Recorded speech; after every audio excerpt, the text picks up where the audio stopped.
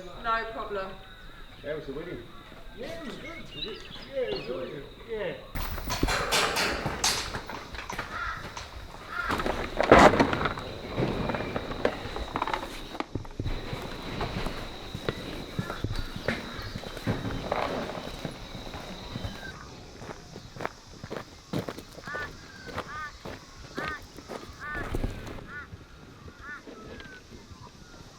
We started the business back in 35 years ago now in England, and then we had it running for 25 years over there. We then moved to Australia to retire basically. Came over here, didn't go very well. Went for about 3 months and then we was bored, so what were we going to do now? So then we decided to start the whole business again, and now we've been running over here for 10 years.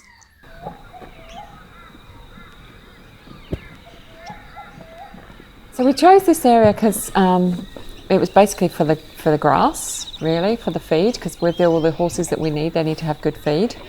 So we spent a long time looking to where we was actually going to move. We started off in Chambers Flat, but the grass there wasn't very good.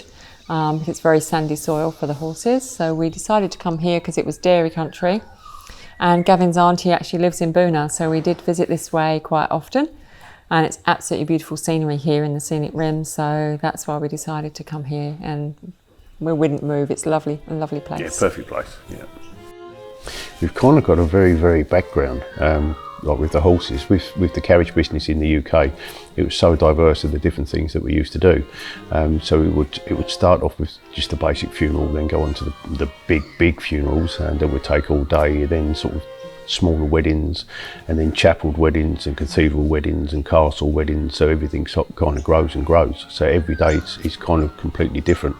Sort of the pinnacle of the business was doing the 2012 Olympics, where all our horses was actually in the Olympics. They said it couldn't be done. We said it couldn't be done, but the organisers were, the Olympic Committee was fantastic and said, let's try it, and if it doesn't work then we can pull out. But if it does work, let's go for it. And they were so accommodating, it worked absolutely perfectly. So that was sort of the pinnacle for the staff and for us. But then after that, we was coaching with the Royals as well. So we would do 7 to 10 events every year with the Duke and the Queen, and that was just absolutely amazing. That's with Gelderlander horses, not Shire horses. So that was probably the top of where we was. So we had some amazing experiences with that. But we also done weddings in St George's Chapel in Windsor Castle as well with the horses, with the Shire horses. We had a pair of greys in there to do weddings in there, so that was very nice, down the bottom of where Kate and William got married. Yeah, a lot of London work, a lot of Mayfair work as well with the horses, mainly evenings, doing sort of tours for princes and that sort of stuff. They was, again, difficult jobs, but very highbrow, so very enjoyable. When we run the Cobb Co tours, the guests actually come here and they get a bit of a Shire horse farm experience as well as the Cobb Co tour. So they come and then we take them out on the Cobb Co tour, give them a bit of a talk about the farm before that and the breeding and how the Shire Horse Breed is endangered. This is Pride on this side and Henry on that side. These are both Shire horses. So Pride is 6-year-old and Henry's 13. So he's been with us for about 10 years, Henry. So he's been with us from the start of us being in Australia. So originally we came from UK, and then we had the same sort of business in the UK, horse-drawn carriages, do weddings, funerals, promotions, Cobb Co's, whatever we need to do. And then we moved over 10 years ago, and then we've started up again over here. And we've also got a breeding program. So we've got mares and foals in the paddock behind you there. But I'll tell you a bit more about that once you're having your lunch. I just want to do a little bit of a safety briefing with you. So once you're on the carriage, please remain seated. If anything happens, jolts forward, anything happens at all, please just remain seated. No screaming, shouting, and please don't try to get off. So we're going to take you for a little ride, take you about 3/4 of an hour to an hour on the carriage, and then you'll come back. And then Gavin's going to take you into the carriage barn over the other side where the carriage is, and he's going to tell you a bit about our carriages and the history of some of the carriages. So you would have 5 horses, so you'd have 2 at the back, 3 at the front. It's called a Cobb Co hitch, we call it a reverse unicorn. Yeah. So they would trot out, they would do 10 miles. They would normally be standard breds, probably trot between 10 and 15 miles an hour. they would just be flat out. You would have a gate boy sitting beside you, and the gate boy would be a young fella, normally an orphan, 14, 15, something like that. He would jump off, open the gates for you as you go through the logging tracks or people's properties, and close the gates behind, look after your passengers' luggage and so on and so forth. So after the 10 miles, as a driver, I would stop. He would sort out your passengers, make sure they was fed and watered at your stations. He would change the horses, so he would harness up another set of 5 horses, put them on, hand me the reins, load everybody off, we'd go again. We would do that 3 times in a day. So we'd do 30 miles a day. After the 30 miles, I would stop, I would rest, the boy would sort out the horses, and then the next day we would drive back. So that would be our route. A lot of people have really enjoyed the experience, really. And it's just so peaceful, and it's just sort of step back in time.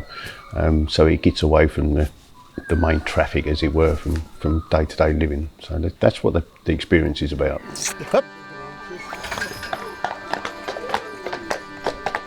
But each horse, each one of these, because they're fully grown now, they can pull 7 tonne each on the flat. So that's 14 tonne between them. Yep. There's only pulling about 3.5, 3.7 today. So they're not going to struggle. They might get a bit warm, we might get a bit sweaty because it's very still today. Good boys.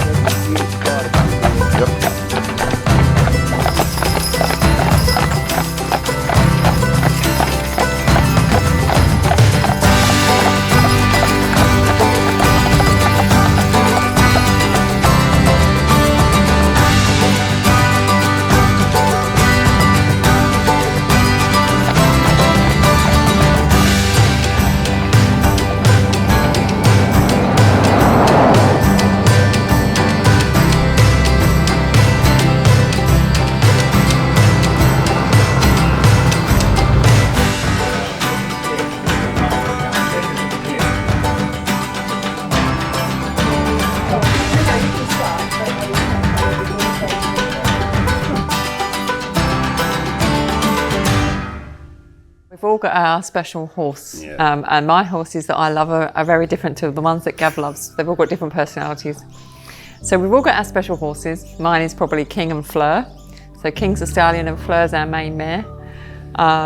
They mean so much to me. I just love King. We bred him, and he's just one of those horses that you could just never get rid of. He's just beautiful. Whereas Gavin really loves Henry, and Henry's a little monster. Yeah, I like something with a bit of spark in it, something that's going to give me a bit of trouble, but once you actually get under the skin of them, they're your best friends, and they will work for you all day long without arguments. They're just amazing horses.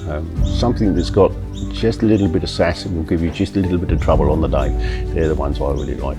As the old horsemen always say, there's no point in knocking if there's no one home. So, you know, if there's something in the brain that says, yes, let's go, use that into the actual work of that horse. And then he's so proud of what he does, he wants to please you all day long. And then they just keep going. So. But they are very different. Every horse is different, just like we are. Every horse has got a different personality and likes different people. Sometimes they don't like or don't get on with you, and some of them don't get on with me. So you've just got to find that personality, and you've got to find what makes them tick. And once you do that, then you've got a friend for life.